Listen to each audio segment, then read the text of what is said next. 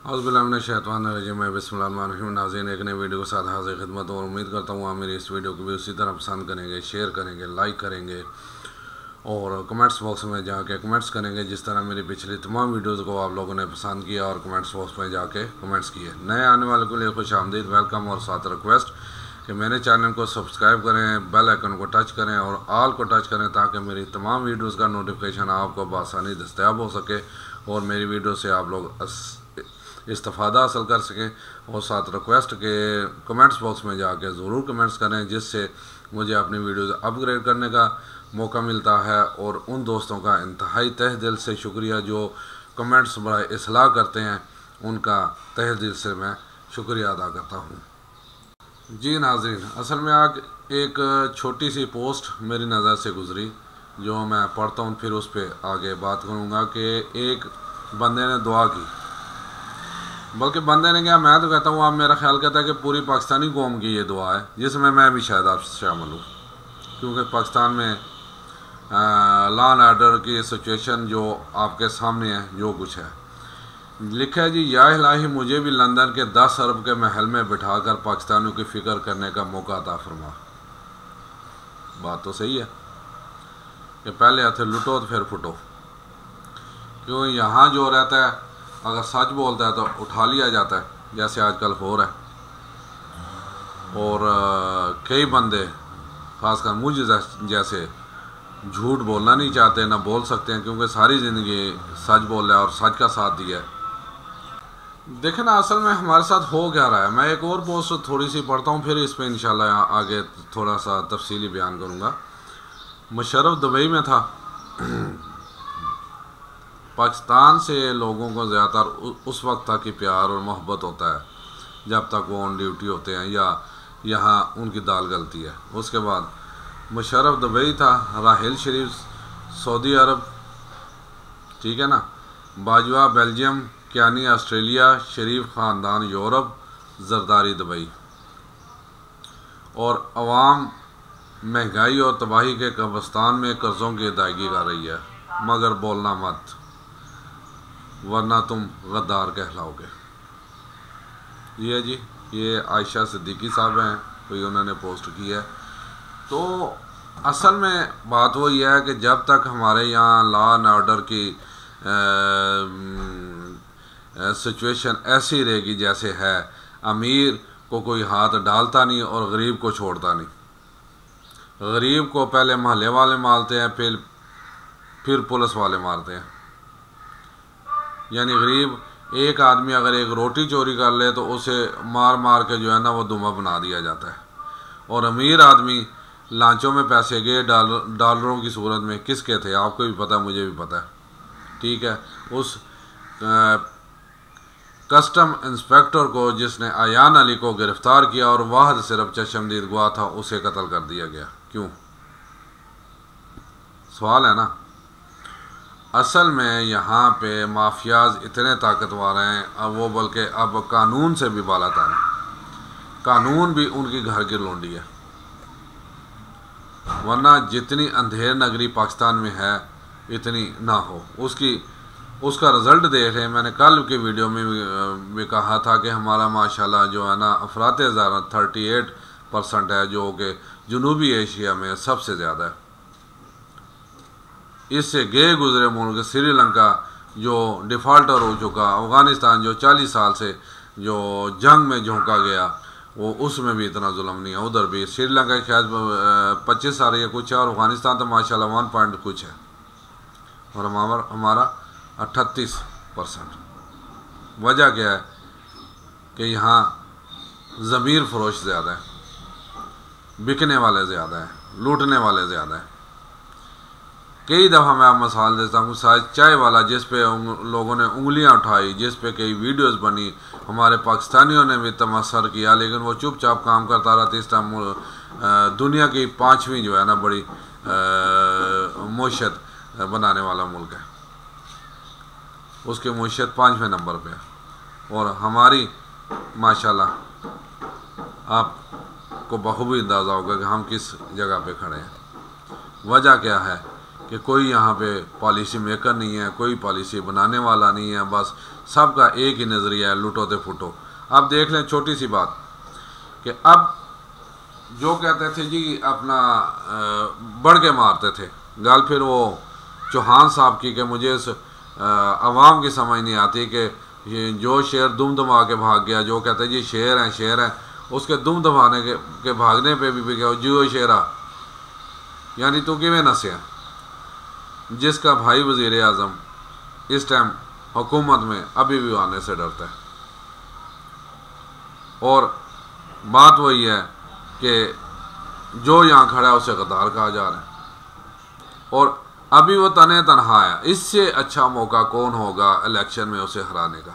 अभी भी डरते हैं, अभी भी इलेक्शन अनाउंस नहीं कर रहे, अभी भी इलेक्शन पता नहीं कब हो। वैसे यानी कहा तो जा रहा है लेकिन वो कंफर्म नहीं है कि कब होगा। अभी भी 13 पार्टियां, 14 पार्टियां, 15 पार्टियां मिल के एक अकेले बंदे से डर रही हैं। यानी यार मैं तो कहता हूँ यहाँ मैदान में आ जाओ, क्या होगा, ज़्यादा से ज़्यादा हार जाओगे ना, बंदे ही हारते हैं, लेकिन मैदान में आने के अप्रिशिएट तो किया जाएगा। या छोड़ दो यार सियासत, अगर मैदान में नहीं आना फिर सियासत छोड़ दो, भाग जाओ बाकियों की तरह। क्योंकि आप में से अक्सरियत की, किसी की लंदन में जायदाद है, किसी के कनाडा में है, किसी की फ्रांस में, किसी की किधर है, जायदाद तो बाहर हैं, और ड्यू नेशनलिटीज़ भी हैं। पाकिस्तान दुनिया का वाहिद मुल्क है जहाँ जो है ना अपने मुल्क की भी शहरियत रखी हुई है और दूसरे मुल्क की भी शहरियत रखी हुई है। वरना ज़्यादातर कहते हैं कि एक मुल्क की शहरियत, अगर मसलन किसी ने इंग्लैंड की शहरियत लेनी है तो वो फिर अपने मुल्क की शहरियत जो है ना विड्रॉ करेगा।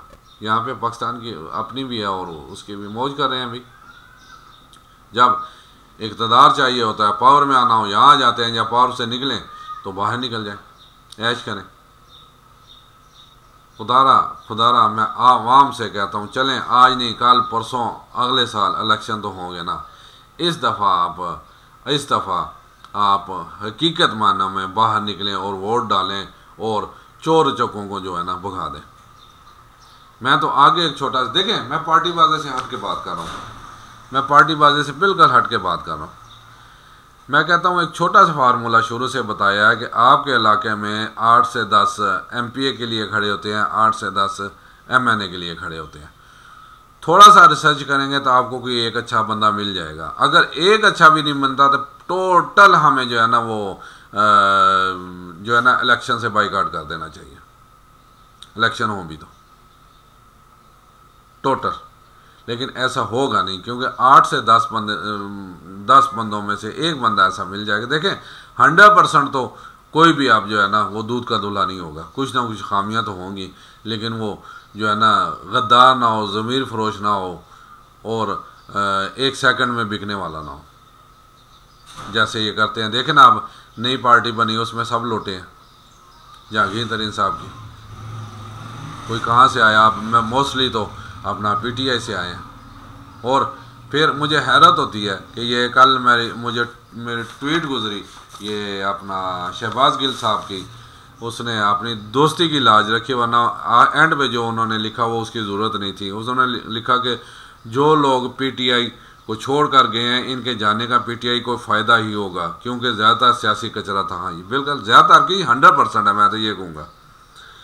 इनमें एक शख्सियत जिसके जाने का नुकसान होगा वो फ़ाइज़ चौधरी है। फ़ाइज़ के पास बेहतरीन सियासी दिमाग है और मेहनती है। मुझे ज़ाती दुख और नुकसान भी महसूस हो रहा है क्योंकि वो मेरा दोस्त है।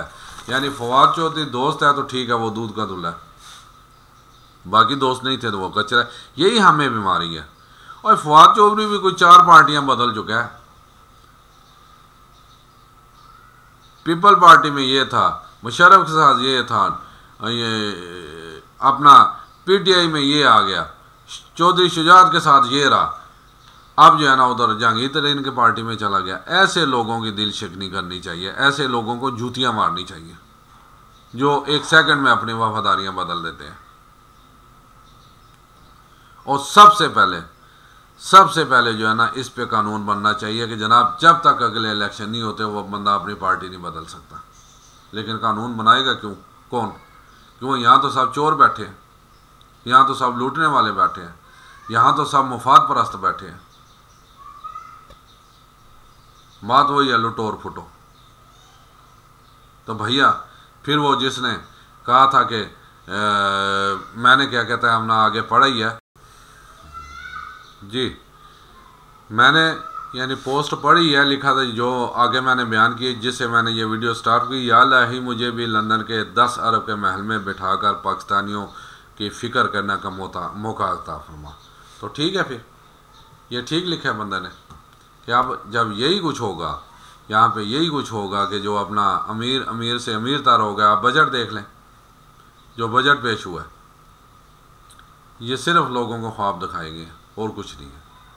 और जब तक इसमें एक इलेक्टेड गवर्नमेंट नहीं आएगी और वो भी अपना इस अवाम का नहीं सोचेगी, उस वक्त तक कुछ नहीं हो सकता। असल में बात यह है कि सबसे बढ़कर हमारी अवाम जो है ना, मैं अक्सर कहता हूँ सत्तू पी के सो रही है, धनिया पी के सो रही है। इससे कोई किसी अभी देख लें, देखें बात यह है कि कोई तो इनमें चोर होगा, कोई तो इनमें डकैत होगा, कोई तो इनमें रहज़न होगा, लेकिन जिसका जलसा देख लें ये लोग या फिर लगता यही है कि ये हमारी आवाम सिर्फ बिरयानी के देगों के पीछे आती है। भरे होते हैं पंडाल, नारे लग रहे होते हैं, तो फिर में चोर डाकू कौन है भाई, रहज़न कौन है? अवाम। असल में चीज़ ये है कि अब अवाम को एक जो है ना स्टेप लेना पड़ेगा। अगर नहीं लेंगे तो भैया मैं जो है किसी ख्वाब की दुनिया में नहीं रह रहा, फिर आप खुद भुगतोगे। क्योंकि सूरह बकरा की मैंने खुद कई दफ़ा आगे कोट किया, जो एक कौम अपने मुस्तकबिल में हमारे बारे में नहीं सोचती, को सिर्फ फिर मैं दूसरी कौम को उस पर मुसल्लत कर देता हूँ। अल्लाह ताला का फरमान है मेरा। मैंने यानी एक मफ़हूम बयान किया, लफ्ज़ ब लफ्ज़ उसका तर्जमा नहीं किया। मफ़हूम ये तो दूसरी कौम कौन होगी? साथ हमारे 40 साल से जंग में मुसल्लत, वहाँ देखें, वहाँ इतना फरातेज़ार नहीं है, इतना पेट्रोल महंगा नहीं है। क्या है, वो ख़ुद जो है ना लूटने वाले नहीं हैं, उनके पाँव में चप्पल देखें। हाँ, एक चीज़ है जो उसके निज़ाम को बेहतर किया, उनके हाथ में गन है। जो गलत काम करता है वो कोई वहाँ अदालत नहीं लगती, कोई कुछ उसे वो ऊपर उठा दे। मैंने आगे भी कहा था कि डॉलर, क्योंकि ये बीच में होता है ना ब्यूरोक्रेट, ये अपनी फनकारी दिखाने की कोशिश करते हैं।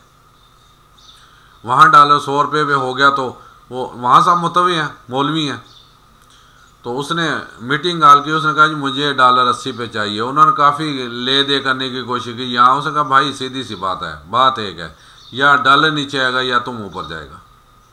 दूसरे दिन डॉलर नीचे आ गया। ये है जी असल में बात। यहाँ कोई ऐसा करने वाला नहीं है। सब मुफाद जितने भी आज तक आए हैं, चाहे वो सिविलियन है चाहे वो फ़ौजी हैं, वो सिर्फ अपने मुफाद के लिए आए हैं और बात अवाम की करते हैं, बात पाकिस्तान की करते हैं। और हर एक का कहना यही है कि मैं ना आता तो ये पाकिस्तान गया था, मैं ना आता तो पाकिस्तान के साथ ये हो जाता। और बात वही है कि आज 75 सालों से अब ये हाल है। देख लेना हमारा बिजली का हाल, अब लोड शेडिंग शुरू हो गई। यानी 75 सालों में हम ना बिजली में खुद कफील हुए, ना सुई गैस में, ना पानी में, ना ये हम सहूलतें हमें हैं, ना किसी और चीज़ में। ज़राअत में थे किसी वक्त में, वो भी बड़ा गर्क हो गया।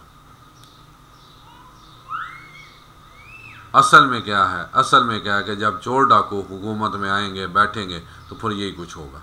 इसलिए खुदारा मेरी इल्तमास है ताकतवर हलकों से जो हैं वो इलेक्शन जितनी जल्दी हो सके करा के इलेक्टेड गवर्नमेंट लाएँ, ताकि वो ज़िम्मेदारी अपनी महफूज करें और पाकिस्तान को एक सही सिमत और एक सही दिशा दिखा के चलने की कोशिश करें। और मैं आखिर पे तो दुआ ही कर सकता हूँ, अल्लाह ताला हमारे पाकिस्तान को दिन दुगनी रात चुगनी तरक्की अता फरमाए और हमारे लोगों को अल्लाह हिदायत दे। उसमें जो हैं सियासी भी हैं, उसमें दूसरे भी हैं, और सब तमाम आवाम को इजाज़त चाहता हूँ जी। अस्सलाम वालेकुम व रहमतुल्लाहि व बरकातुहू।